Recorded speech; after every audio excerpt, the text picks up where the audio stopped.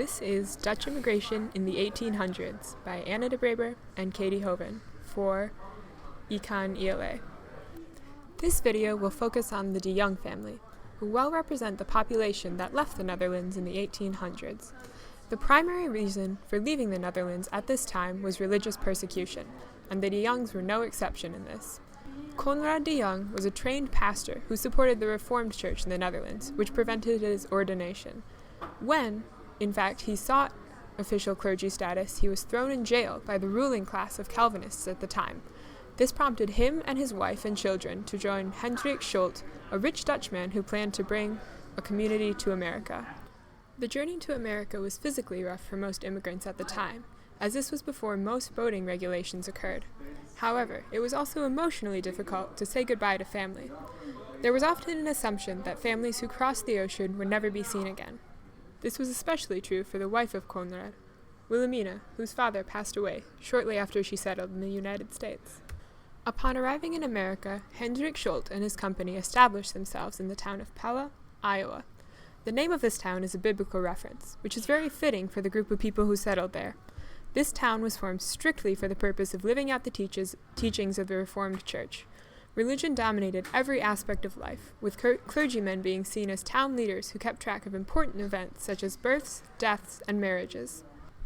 Pella was not the only location where the Dutch settled. Another huge enclave of immigrants from the Netherlands occurred in Holland, Michigan. Both Iowa and Michigan have relatively flat terrain, similar to the Netherlands. However, while Iowa was filled with plains ideal for farming, the forests of Michigan posed more of a problem. The expansive tree cover hardly fazed the hardy Dutch, though, and they promptly cut down as much lumber as they could. Thus, Holland and West Michigan as a whole became another Dutch farming community. The story of the de Jongs does not end in Iowa.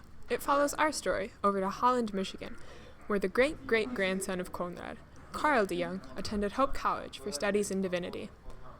Unlike Pella, Holland was near large urban centers such as Grand Rapids, where Carl currently lives.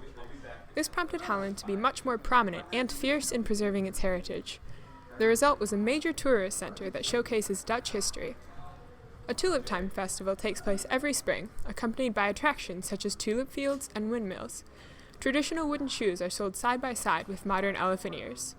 The classic parade that takes place down Main Street is always a fan favorite that incorporates dancing and a celebration of agriculture that the Dutch thrive on. The Dutch are now a main part of American society. Though originally only Dutch was spoken in places like Pella and Iowa, as the generations went on and children started to venture outside of the communities they were born, and they learned English, which they brought back to the farms. Today, with the Dutch lineage, they can be found all throughout the United States, including in the creators of this video. We would like to think that the impact of immigration here has overall strengthened the economy by contributing to the farming base that maintains the United States in a stable way, even through times of difficulty.